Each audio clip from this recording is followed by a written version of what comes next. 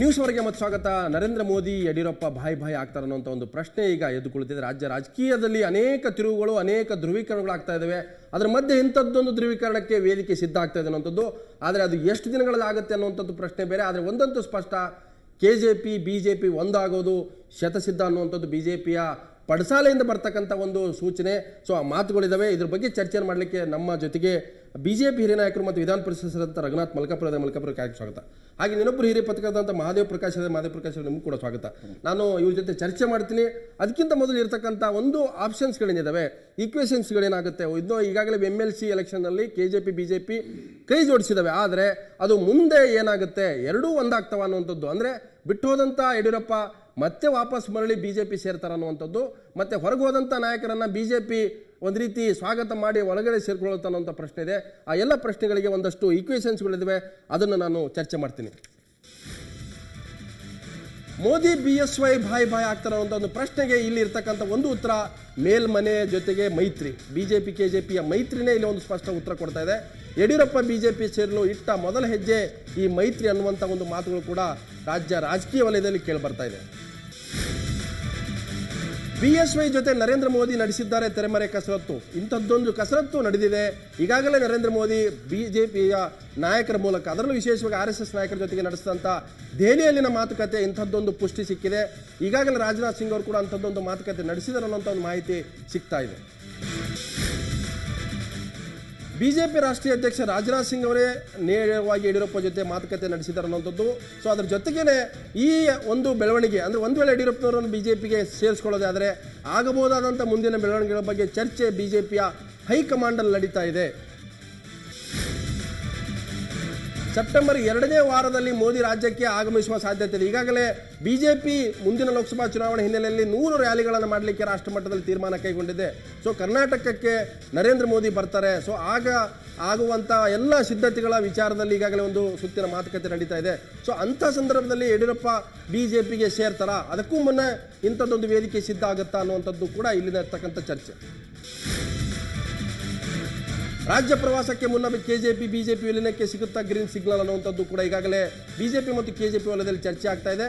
So ಅದಕ್ಕೆ ಇರ್ತಕ್ಕಂಥ ಒಂದು ಪ್ರಶ್ನೆ, ಹೈಕಮಾಂಡ್ನಲ್ಲಿ ಸಿಗಬೇಕಾದಂಥ ಗ್ರೀನ್ ಸಿಗ್ನಲ್. ಯಾಕಂತಂದರೆ ಭ್ರಷ್ಟಾಚಾರದ ಆರೋಪದಿಂದ ಮುಕ್ತರಾಗಿಲ್ಲ ಯಡಿಯೂರಪ್ಪನವರು ಇನ್ನೂ ಕೂಡ. ಸೊ ಆ ಒಂದು ಅಂಶ ಕೂಡ BJPಯನ್ನು ತಲೆ ತಿಂತಾ ಇದೆ. ಮೋದಿ ಆಗಮನದ ನಂತರ ಜಿಲ್ಲಾವಾರು ಪ್ರವಾಸ, ಈಗಾಗಲೇ 100 ರ್ಯಾಲಿಗಳನ್ನು ರಾಷ್ಟ್ರ ಮಟ್ಟದಲ್ಲಿ ಮಾಡಲಿಕ್ಕೆ BJP ತೀರ್ಮಾನ ಕೈಗೊಂಡಿದೆ. ಚುನಾವಣಾ ಪ್ರಚಾರ ಸಮಿತಿ ಅಧ್ಯಕ್ಷರಾದಂಥ ಮೋದಿ 100 ರ್ಯಾಲಿಗಳನ್ನು ಮಾಡಲಿಕ್ಕೆ BJP ಕೈಗೊಂಡಿದೆ. ಸೊ ರಾಜ್ಯದಲ್ಲಿ ಮೋದಿ ಪ್ರವಾಸದ ನಂತರ ಆಡ್ವಾನಿ, ಅರುಣ್ ಜೈಟ್ಲಿ, ವೆಂಕಯ್ಯ ನಾಯ್ಡು, ಸುಷ್ಮಾ ಸ್ವರಾಜ್, ಅರುಣ್ ಜೈಟ್ಲಿ ಇವರೆಲ್ಲರೂ ಕೂಡ ಬರ್ತಾರೆ. ಸೊ ಆ ಒಂದು ಕಾರ್ಯಕ್ರಮ ಕೂಡ BJP ಫಿಕ್ಸ್ ಮಾಡ್ಕೊಳ್ತಾ ಇದೆ. ಈ ಮಧ್ಯೆ ಯಡಿಯೂರಪ್ಪ ಗೊಂದಲದ ಗೂಡಿನಲ್ಲಿ ಸಿಲುಕೊಂಡಿದ್ದಾರೆ. ಅಷ್ಟೇ ಅಲ್ಲ, ಅಡ್ಡಗೋಡೆ ಮೇಲೆ ನಿಂತಿದ್ದಾರೆ. ಸೊ ಯಾವ ಕಡೆ ಹೋಗಬೇಕು ಅನ್ನೋದ್ರ ಬಗ್ಗೆ ಒಂದು ರೀತಿ ಸ್ಪಷ್ಟತೆ ಇಲ್ಲ. ಸೊ ಹಾಗಾಗಿ ಯಾರು KJP ಸಿಂಬಲ್ನಿಂದ ಗೆದ್ದಿದ್ರು ಆ ಶಾಸಕರು ಈಗ ಕಾಂಗ್ರೆಸ್ನತ್ತ ಚಿತ್ತ ಹರಿಸಿದ್ದಾರೆ. ಸೊ ಅವರು ಯಡಿಯೂರಪ್ಪನವ್ರ ಜೊತೆಗೆ BJP ಹೋಗೋದು ಕಷ್ಟ. ಇದು ಕೂಡ ಯಡಿಯೂರಪ್ಪನವರನ್ನ ಗೊಂದಲಕ್ಕೆ, ಯಡಿಯೂರಪ್ಪನವ್ರನ್ನ ಒಂದು ರೀತಿ ಟೆನ್ಷನ್ಗೆ ಈಡು ಮಾಡಿರ್ತಕ್ಕಂಥದ್ದು. ಸಂಸತ್ ಅಧಿವೇಶನ ಮುಗಿದ ಮೇಲೆ ಮತ್ತೆ ಯಡಿಯೂರಪ್ಪ BJP ಸೇರುವ ಬಗ್ಗೆ ಒಂದು ಚರ್ಚೆ ಆಗುತ್ತೆ. ಸಂಸತ್ ಅಧಿವೇಶನ ಮುಗಿಯೋರು ಕೂಡ BJPಯ ದಿಲ್ಲಿ ನಾಯಕರು ಮೌನವಾಗಿದ್ದಾರೆ ಅನ್ನೋಂಥದ್ದು. ತೆರೆಮರೆ ಕಸರತ್ತು ಏನೇ ನಡೆದರೂ ಕೂಡ ಲೋಕಸಭಾ ಅಧಿವೇಶನ ಮುಗಿದ ನಂತರ ಈ ಬೆಳವಣಿಗೆಗೆ ರಂಗು ಬರುತ್ತೆ, ಪುಷ್ಟಿ ಸಿಗುತ್ತೆ. ಹುಟ್ಟು ಬಿಟ್ಟು ಕೊಡದ ಯಡಿಯೂರಪ್ಪಗೆ ಅಡ್ವಾಣಿಯ ಮೊದಲ ಅಡ್ಡಿ. ಅಡ್ವಾಣಿಯವರ ಕಾರಣದಿಂದಾಗಲೇ ಯಡಿಯೂರಪ್ಪ BJP ಬಿಟ್ಟಿರ್ತಕ್ಕಂಥದ್ದು. ಯಡಿಯೂರಪ್ಪ ಕೂಡ ಈಗ ಪದೇ ಹೇಳ್ತಾ ಇದ್ದಾರೆ, ನಮ್ಮ ಜೊತೆ BJP ನಾಯಕರು ಸಂಪರ್ಕದಲ್ಲಿದ್ದಾರೆ ಅನ್ನೋಂಥ ಮಾತನ್ನು ಹೇಳ್ತಾ ಇದ್ರು ಕೂಡ ನಾನು ಯಾವುದೇ ಕಾರಣಕ್ಕೂ BJP ಜೊತೆಗೆ ವಿಲೀನ ಆಗೋದಿಲ್ಲ, ನಾನು KJPಯನ್ನು ಕಟ್ತಾ ಇದ್ದೀನಿ ಅನ್ನೋಂಥ ಮಾತನ್ನು ಹೇಳ್ತಾ ಇದ್ದಾರೆ. ಆದರೆ ಅವರಿಗಿರ್ತಕ್ಕಂಥ ಭಯ ಅಡ್ವಾಣಿ. ನರೇಂದ್ರ ಮೋದಿ ಮರ್ಜಿಗೆ ಮಣಿಯುತ್ತಾರ ಯಡಿಯೂರಪ್ಪ ಅನ್ನೋಂಥ ಪ್ರಶ್ನೆ ಪದೇ ಯಡಿಯೂರಪ್ಪ ಹೇಳ್ತಾ ಇದ್ರು. CM ಆಗಿದ್ದಾಗ ನಾನು ಗುಜರಾತ್ ಮಾದರಿಯ ಸರ್ಕಾರ ಕೊಡ್ತೇನೆ, ನನಗೆ ನರೇಂದ್ರ ಮೋದಿ ಒಬ್ಬ ಒಳ್ಳೆಯ ಸ್ನೇಹಿತರಾಗಿದ್ದಾರೆ, ನನಗೆ ಮಾಡಲಾಗಿದ್ದಾರೆ ಅನ್ನೋಂಥದ್ದು. ಸೊ ಹಾಗೊಂದು ವೇಳೆ ನರೇಂದ್ರ ಮೋದಿ ಮುಂದಿನ ಪ್ರಧಾನಿಯಾಗಿ BJP ಧುಮಿಸೋದಾದರೆ ಯಡಿಯೂರಪ್ಪ ರಾಜ್ಯದಲ್ಲಿ ಅಗತ್ಯ ಆಗುತ್ತೆ. ಅಂಥ ಒಂದು ನರೇಂದ್ರ ಮೋದಿಯ ಮರ್ಜಿಗೆ ಯಡಿಯೂರಪ್ಪ ಈಡಾಗ್ತಾರೆ ಅನ್ನುವಂಥದ್ದು ಕೂಡ ಬಹುತೇಕ ಮುಂದಿನ ದಿನಗಳಲ್ಲಿ ಅದಕ್ಕೆ ಉತ್ತರ ಕೂಡ ಸಿಗುತ್ತೆ.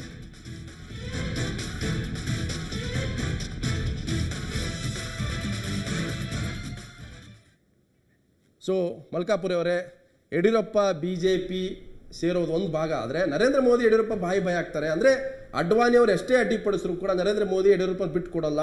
ನೀವೇನು ಹೇಳ್ತಾ ಇದ್ರಿ, ಯಡಿಯೂರಪ್ಪ ನಮಗೆ ಹೋಗಲಿ, ಯಡಿಯೂರಪ್ಪ ಇಲ್ಲದೆ BJP ಕಟ್ಟಬಹುದು, BJP ಒಂದು ಸಂಘಟನೆ ಇರತಕ್ಕಂಥ ಪಕ್ಷ, ಯಡಿಯೂರಪ್ಪ ಇಲ್ಲದೆ ಇರೋ ಬಿಜೆಪಿ ನಾವು ಕಟ್ಟಿದ್ದೀವಿ, ಆದರೆ ಯಡಿಯೂರಪ್ಪ ಜೊತೆಗೆ ಇವತ್ತು ಕೈ ಜೋಡಿಸುವಂಥ ಪರಿಸ್ಥಿತಿ ನಿಮಗೆ ವಿಧಾನ ಪರಿಷತ್ ಚುನಾವಣೆಗೆ ಬಂದಿದೆ ಅಂದರೆ ಯಡಿಯೂರಪ್ಪನವರು ಬಿಜೆಪಿ ಜೊತೆಗೆ ಸೇರ್ತಾರೆ. ಲಕ್ಷ್ಮಣ ಅವರೇ, ಉತ್ತರ ಪ್ರಶ್ನೆ ಮತ್ತು ಉತ್ತರ ಎಲ್ಲವೂ ನಿಮ್ಮ ಕಡೆದೆ, ನೀವೇ ಹೇಳ್ತಾ ಇದ್ದೀರಿ. ಯಡಿಯೂರಪ್ಪನವರು ಅಂದರೆ KJP ಪಕ್ಷ ಭಾರತೀಯ ಜನತಾ ಪಕ್ಷದ ಜೊತೆ ವಿಲೀನ ಆಗ್ತದೆ ಆಗಲ್ವೋ, ಅವ್ರನ್ನ ನಮ್ಮ ಪಕ್ಷಕ್ಕೆ ತಗೋಬಾರ್ದು, ಬೇಕಂತ ಅವರ ಲೈಕ್ ಮೈಂಡೆಡ್ ಕೆಲವು ಶಾಸಕರು ಸಂಸದರು ಯಡಿಯೂರಪ್ಪನವ್ರು ಮತ್ತೆ ಪಾರ್ಟಿಗೆ ವಾಪಸ್ ಕೊಡ್ಬೇಕಂತ ಪ್ರಸ್ತಾವವನ್ನು ಪಕ್ಷದ ಮುಂದಿಟ್ಟಿದ್ದು ಜಗಜ್ಜಾಹಿರ. ಈಗ ಆ ವಿಷಯ the ball is under the court of parliamentary board in Delhi. ಅದು ನಮ್ಮ ರಾಜ್ಯದ ಇತಿಮಿತಿಯಲ್ಲಿಲ್ಲ. ಮತ್ತು ನಮ್ಮ ಕೇಂದ್ರ ನಾಯಕರ ಸೂಚನೆ ಇದೆ, KJP BJP ವಿಲೀನದ ಬಗ್ಗೆ ರಾಜ್ಯದ ಯಾವುದೇ ನಾಯಕರು ಪ್ರತಿಕ್ರಿಯೆ ಕೊಡೋದು ಬೇಡ. ಆ ಕೇಂದ್ರದಿಂದ ಏನು ತೀರ್ಮಾನ ಆಗುತ್ತೋ ಆ ತೀರ್ಮಾನಕ್ಕೆ ನಾವು ನಮ್ಮ ರಾಜ್ಯದ ಕಾರ್ಯಕರ್ತರಲ್ಲಿ ಬದ್ಧರಾಗಿರ್ತೀವಿ ಅಂತೇಳಿ ಕಾರ್ಯಕರ್ತರ ಆದಿಯಾಗಿ ನಾಯಕರ ಆದಿಯಾಗಿ ಇದು ತೀರ್ಮಾನ ಅಂತ ಒಂದು ವಿಷಯ.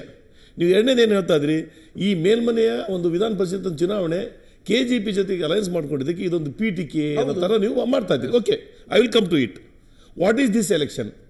ಈಗ ನಡೀತಾ ಇರೋದು ನಮ್ಮ ರಾಜ್ಯದಲ್ಲಿ 2 ಲೋಕಸಭೆ ಚುನಾವಣೆ, ಒಂದು ಬೆಂಗಳೂರು ಗ್ರಾಮಾಂತರ, ಇನ್ನೊಂದು ಮೈಸೂರು, ಇನ್ನೊಂದು ಮಂಡ್ಯ. 3 ವಿಧಾನ ಪರಿಷತ್ ಚುನಾವಣೆ, ಧಾರವಾಡ, ಹಾವೇರಿ, ಚಿತ್ರದುರ್ಗ, ದಾವಣಗೆರೆ ಮತ್ತು ಮೈಸೂರು ಮತ್ತು ಚಾಮರಾಜನಗರ. ಒಂದು ಕಡೆ KJPನವರು ಚಿತ್ರದುರ್ಗ ದಾವಣಗೆರೆಯಲ್ಲಿ ನಾಮಿನೇಷನ್ ಹಾಕಿಲ್ಲ, ಅವ್ರು ಹಾಕಿದ್ದು ಹುಬ್ಳಿ ಹಾವೇರಿ ಮತ್ತು ಮೈಸೂರು, ಚಾಮರಾಜನಗರ. ನಮ್ಮ ರಾಷ್ಟ್ರೀಯ ಪಕ್ಷ ಒಂದು ತೀರ್ಮಾನ ಮಾಡಿದೆ, ಮುಂದಿನ ಲೋಕಸಭೆಯನ್ನು ಎದುರಿಸಲಿಕ್ಕೆ ನಮ್ಮ ಮೊದಲನೇ ಸ್ಪಷ್ಟ ಸಂದೇಶ ಈ ದೇಶಕ್ಕೆ ಅಂದರೆ ಕಾಂಗ್ರೆಸ್ ರಹಿತವಾದಂಥ ಭಾರತ ದೇಶದ ನಿರ್ಮಾಣ.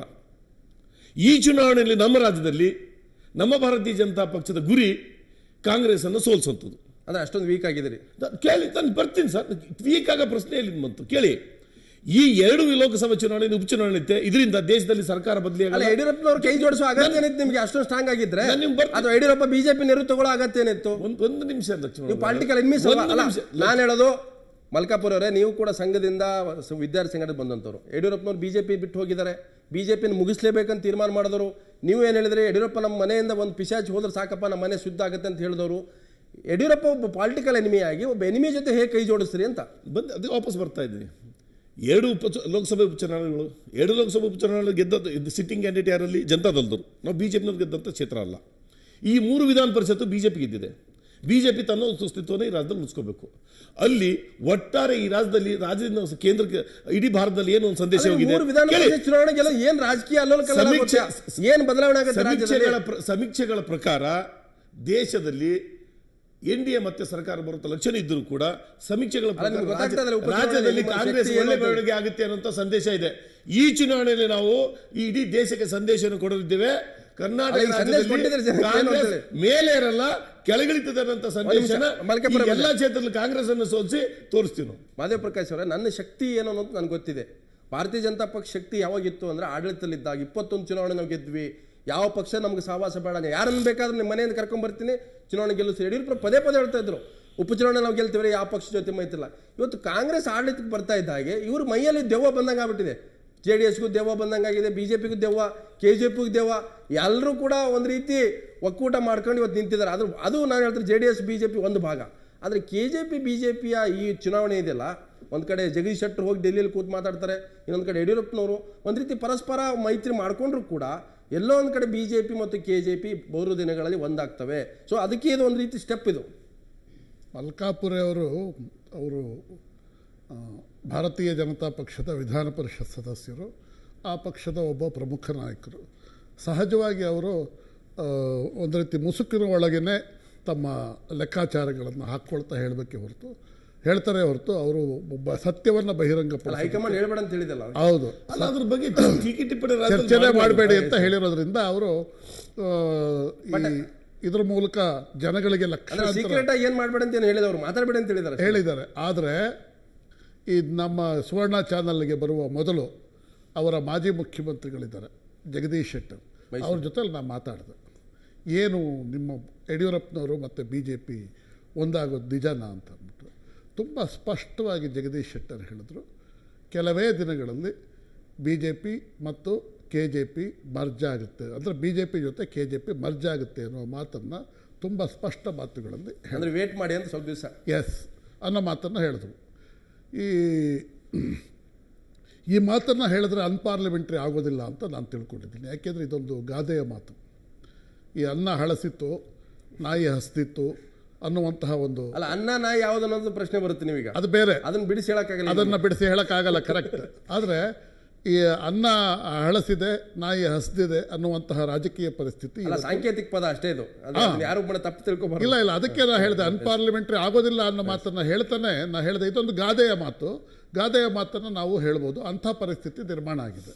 ಈ ನಾವು ಸ್ವಲ್ಪ ಇತಿಹಾಸವನ್ನು ನೋಡೋಣ. ಸ್ವಲ್ಪ ಈ ಅಧಿಕಾರ ಬಂದಾಗ ಕಚ್ಚಾಡೋದು, ಪರಸ್ಪರ ಬಡದಾಡೋದು, ಆಮೇಲೆ ಛಿದ್ರ ಆಗೋಗೋದು, ಅಧಿಕಾರ ಕಳ್ಕೊಂಡ ತಕ್ಷಣ ಒಂದಾಗೋದು, ಇದು ಕರ್ನಾಟಕ ರಾಜ್ಯ ರಾಜಕಾರಣಕ್ಕೆ ಅಂಟಿಕೊಂಡು ಬಂದಂತಹ ಒಂದು ದೊಡ್ಡ ಜಾತಿ. ಬಟ್ ಇನ್ನೊಂದು ಮಾದೇಪುರ ತಾವು ಹೇಳ್ತದ್ರಿ, ಈಗ ಬಿಜೆಪಿ ಎಷ್ಟೇ ಉಪಚುನಾವಣೆ ಗೆದ್ರೂ ಕೂಡ ಕಾಂಗ್ರೆಸ್ ಯಾರ ಜೊತೆಗೂ ಕೂಡ ಈ ರೀತಿ ಮೈತ್ರಿ ಮಾಡ್ಕೊಳ್ಳುವಂತ ಸಾಹಸಕ್ಕೋಲಿಲ್ಲ. ಸೋತ್ರು ಕೂಡ ಅತಿ ಹೆಚ್ಚು ಸ್ಥಾನಗಳಲ್ಲಿ ಕಾಂಗ್ರೆಸ್ ಸೋತಿದೆ. ಅವರು ಬಿಜೆಪಿ ಜೆಡಿಎಸ್ ಪದೇ ಹೇಳ್ತಾ ಇದ್ರು, ಉಪಚುನಾವಣೆ ನೋಡ್ರಿ ಕಾಂಗ್ರೆಸ್ ಸೋತಿದೆ, ಎಲ್ಲರೂ ಅವ್ರಿಗೆ ಗೆಲ್ಲೋಕೆ ಶಕ್ತಿ ಇದೆ. ಸೋತ್ರು ಕೂಡ ಕಾಂಗ್ರೆಸ್ ಯಾವುದೇ ಪಕ್ಷ ಜೊತೆ ಮೈತ್ರಿ ಮಾಡ್ಕೊಂಡಿಲ್ಲ. ಯಾಕೆಂದ್ರೆ ಕಾಂಗ್ರೆಸ್ನ ಬೇರುಗಳು ಅಷ್ಟೊಂದು ಗಟ್ಟಿಯಾಗಿದ್ದಾವೆ. ಆಮೇಲೆ ಕಾಂಗ್ರೆಸ್ ಮಾಸ್ ಅನ್ನ ನಂಬಿಕೊಂಡು ಬೆಳೆದಿರುವಂತಹ ಪಕ್ಷ. ಆದರೆ ಬಿಜೆಪಿ ಇರಬಹುದು, JDS ಇರಬಹುದು, ಬಿಜೆಪಿ ಸಂಘಟನೆಯಿಂದ ಬಂದಂತ ಪಕ್ಷ ಅದು ಇಲ್ಲ. ಅದಕ್ಕೂ ಒಬ್ಬ ಮಾಸ್ ಲೀಡ್ರೆ ಬಿಜೆಪಿನ ಕಟ್ಟೋದಕ್ಕೆ ಸಾಧ್ಯ ಆಯಿತು. ಯಡಿಯೂರಪ್ಪ ಅಂತ ಒಬ್ಬ ಮಾಸ್ ಲೀಡರ್ ಬರೋವರೆಗೂ ಬಿಜೆಪಿಯ ಪರ್ಸೆಂಟೇಜ್ ಆಫ್ ವೋಟ್ ಏನಿತ್ತು ಕರ್ನಾಟಕದಲ್ಲಿ 18% ಜಾಸ್ತಿ ಆಗಲೇ ಇಲ್ಲ. ಅದು 84 ಚುನಾವಣೆ, 89 ಚುನಾವಣೆಯನ್ನು ನೋಡಬಹುದು. ಯಡಿಯೂರಪ್ಪ ಸ್ಟ್ರಾಂಗ್ ಆಗಿ ಎಮರ್ಜ್ ಆಗೋವರೆಗೂ ಬಿಜೆಪಿಯ ಶೇಕಡಾವಾರು ಮತ ಗಳಿಕೆ ಹೆಚ್ಚಾಗಲೇ ಇಲ್ಲ. ಚರ್ಚೆ ಮಾಡ್ತೀವಿ. ಅಲ್ಲ, ಮಾದೇಪ್ರಕಾಶ್ ಅವರು ಒಂದು ನೀವು ಜಗದೀಶ್ ಶೆಟ್ಟರ್ ಹೇಳಿದ್ದನ್ನೆಲ್ಲ ಡಿಸ್ಕ್ಲೋಸ್ ಮಾಡಿದ್ದಾರೆ. ಅಂದ್ರೆ ಜಗದೀಶ್ ಶೆಟ್ಟರ್ ಸ್ಪಷ್ಟ ಇದೆ, ಬಹುತೇಕ ಯಡಿಯೂರಪ್ಪ ಬಿಜೆಪಿ ಒಂದಾಗದೆ ಹೋದರೆ ಇಬ್ಬರೂ ಕೂಡ ಭವಿಷ್ಯ ಇಲ್ಲ. ಅನ್ನ ಮತ್ತು ನಾಯಿಯ ಒಂದು ಉಪಮೇಯ ಬಹುತೇಕ ಇಲ್ಲೇ ಅದು ವರ್ಕೌಟ್ ಆಗ್ತಾ ಇದೆ. ಅದಕ್ಕಿಂತ ಮೊದಲು ಒಂದು ಬ್ರೇಕ್ ತಗೋತೀನಿ.